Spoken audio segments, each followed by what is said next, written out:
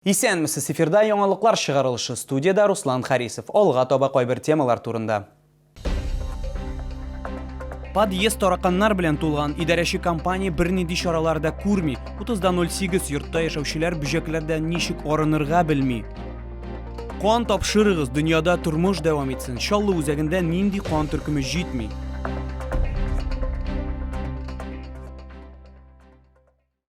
Соңгы тәүлектә Татарстанда яшәүче 28 кешедә COVID-19 диагнозы расланды. Чаллыда узган тәүлектә коронавирусның тагын бер яңа очрагы теркәлде. Шулай итеп 9 июньгә Татарстан буенча коронавирус белән авыруның барлыгы 21754 очрагы билгеле. Аларның 18792-се терелгән, 99-ы узган тәүлектә. Математика буенча бердәм дәүләт имтиханын Чаллы укучылары инде тапшырды. Сынауга 393 мең кеше теркәлгән. Шуларның 360-ы чыгарылыш сыйныф укучылары. Имтихан барышында 13 мең җәмәгать күзәтүчесе эшләгән. Бердәм дәүләт имтиханы узган вакытта эпидемиологик чаралар үтәлгән. Имтихан бирү пунктлары Эчке эшләр министрлыгы ярдәмендә Росгвардия белән сакланган. Җитди тәртип бозулар күзәтелмәгән һәм имтиханнар штат режимында узган.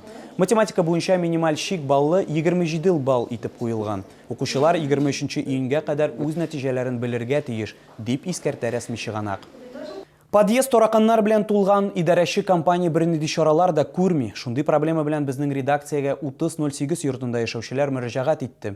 Чаллыларның сүзләренә караганда, алар берничә ел тычканнарга каршы көрәшкән. Әлеге зыян солучылардан арынган, әмма аларга алмашка тараканнар һәм кандалалар килгән. Теманы хәбәрчебез дәвам итә. Тараканнарны озак эзләргә туры килмәде. Аларны лифт янында очратты. Калия Гибаева әтиәнисе белән 30.08 йортында 4-нче подъездда яши. Аның сүзләренә караганда, тараканнар һәм кандаллар биредә ярты ел элек барлыкка килгән. Башта алар төнлә генә күренсә, хәзер көннең теләсә кайсы вакытында күрергә мөмкин, ди шәһәрдәшебез. Я выхожу на кухню и замечаю где-то по 5 тараканов, по 6. Они иногда бывают очень мелкие, то есть только-только родившие. Но иногда прям такие, большие, очень крупные, и приходится как бы их убивать. И они могут ходить по разным грязным местам, закоулочкам, а тараканы, как и все насекомые, я считаю, они могут быть переносчиком каких-то бактерий, каких-то заболеваний. Һәм мондый проблема 4-нче подъездда гына түгел, ди халык. Тараканнар һәм кандалалар күп фатирлы йортты тулысынча биләп алган. Зараза. Разносчики заразы же ведь. Вы не опасаетесь? Ну и неприятности, когда появились клопы, это уже не сон. Это уже через каждые полчаса включаешь свет и смотришь, как бы там кто-то не появился. Поменяли мебель. Мебель все поменяли. И мягкую, и на кухне. Челны ремонт идарәче компаниясында аңлатуларынча, алар торак йортның торышы өчен генә җаваплы, бөҗәкләрдән һәм кимерүчеләргә каршы эшкәртү белән килешү төзелгән башка оешма шөгыльләнә. Без компания белән элемтәгә кердек, белгечләр тычканнарга каршы эшкәртү айга 2 тапкыр үткәрелә, тараканнарны агылау график нигезендә башкарыла, дип аңлаттылар. Дезинфекционные мероприятия проводятся в местах общего пользования при поступлении заявок от жильцов дома. В жилом доме 3008 специалистами ООО «Сервис Плюс» проведена дезинфекция от тараканов 7 июня. Повторное обследование запланировано на 14 июня. Фатирларда эшкәртү үткәрү, алар хезмәтенә керми биналарны дезинфекцияләүне милекчеләр мөстәкыйль рәвештә үткәргә яки белгечләр белән килешү төзергә тиеш, дип аңлаттылар оешмада. Тараканнарның иң актив чоры яз һәм җәй көне туры килә. Аларга каршы иң нәтиҗәле чара чисталыкны саклау, биналарны вакытында җыештыру. Лилия Гатина, Сергей Кищенко, Яналыклар. Әгәр сезне берәр проблема борчыса яки шатлыклы хәбәр җиткерәсегез килсә, безнең редакциянең кайнар элемтә телефонына шалтыратыгыз. 51-31-31 номеры тәүлек буена эшли. Кызыксынган яки борчыган сорауларыгызны WhatsApp хезмәтенә дә юллый аласыз. Фото сурәтләрегезне һәм видеоларыгызны 8-939-311-31-31 телефоны буенча көтеп калабыз. Безнең хәбәрчеләребез сезнең белән элемтәгә кереп проблемагызны хәл итәргә булышыр. Кирәкле җитәкчеләр белән күзгә-күз очрашырга ярдәм итәр. Бәлки нәкъ менә киләсе чыгарылышта сезнең мәсьәлә хәл ителер.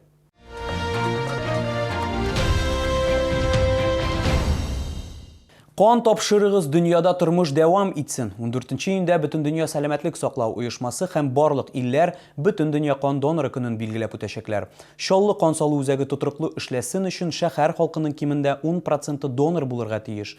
Бу күрсәткеч артамы һәм кан җитәрлекме, юкмы икәнлеген хәбәрчебез ачыклады. Олег Ивановның мақсаты җитди аурулардан интегүчеләргә ярдәм итү. Моның өчен ул 5 ел дәвамында кан плазмасын тапшыра. Әмма ул әле моның белән генә шикләнергә җыенмый. Шәһәрдәшебез канын башка компонентларында да тапшырырга җыенуын белдерде. Меня мать давала раньше, когда помоложе было. Она мне предложила, сказала, вот можно так. Думаю, попробую. Попробовал, вроде втянулся. Хәзер үзәктә 7 тоннага якын туңдырылган плазма һәм 60 литр кан әзерләнгән. Әмма коронавирус инфекциясе аркасында бу гына җитми. Приглашаем тех, у кого очень хорошие антитела. Учебные учреждения сейчас на данный момент уже реже запрашивают этот компонент крови, поэтому и заготавливаем мы его сейчас чуточку меньше, чем в 2020 году. Пандемияның үскән вакыт белән чагыштырганда донорлар саны артты ди табиблар. Чаллыда 2300 мактаулы донор һәм елына 7000гә якын кан тапшыручы исәпләнә. Лилия Гатина, Сергей Кищенко, Яналыклар. Таулы кыялар, сукмаклар һәм Алтай энергетикасы. Экология һәм табигатьне саклау музеенда рәссам Зөләйха Валиеваның шәхси күргәзмәсе ачылды. Чаллы кызы Алтай биеклекләрен 20 елга якын яулый һәм бу вакыт эчендә бик күп мөгҗизалы күренешләрне күзәтә. Аларның кайберләре турында ул безнең төшерү төркеменә сөйләде. Мне Алтай сказал, ты не поверила, я тебе докажу. Рәссам 2003 елда Белухага сәфәрен әле дә хәтерли. Кояшлы чир бер төркем туристлар матур мизгелләрне тасмага төшерә. Мин мөгҗизалар булуына ышанмый идем, тик Алтай моның киресен исбатлады. Беренче тапкыр тауга баруында язмыш үзе язган дип саный рәссам. Первый сон, что белые снежники так светятся, что я их не могу посмотреть, они ослепляют. Второй сон уже был полегче, горы издалека увидела. И когда пришло время, я увидела третий сон, как будто я была прямо рядышком с ними. Я увидела 3 белые вершины, и через месяц я пошла на Белуху.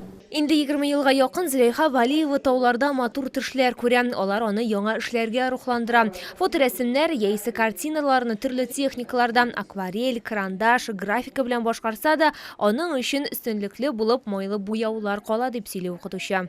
Каждый год ездят, тащат туда этюдник свой, холсты, ходят там по 6-5 километров, чтобы пока место найти.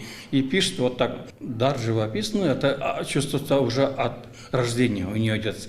Видит цвет, цветной видит, красивый видит очень. Это очень важно вот для художника. Этому учить трудно очень. Рассам 100-га якын эш тәкъдим итә. Җәйдәвамында Алтай рухына күмелергә мөмкин булачак. Зөләйха Валиева сүзләренчә, экспозицияне балаларның күрүе аеруча мөһим. Әлеге эшләре дөньяның никадәр шиксез һәм күп кырлы булуын аңларга ярдәм итәр дип өметләнә шәһәрдәшебез. Лилия Гатина, Айдар Мусин, Яналыклар. Мин сезнең исегезгә төшерәм, шәһәрдә COVID-19-га каршы вакцинация дәвам итә. Безнең алда иммунитетны ныгыту проблемасы тора. Вакцина ясатырга ашыгыгыз.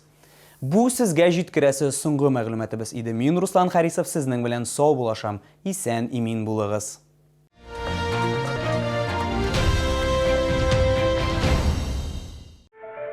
В санатории Шифалы-Суижминводы разработана специальная программа для людей золотого возраста. Вы почувствуете, как жизнь заиграет яркими красками.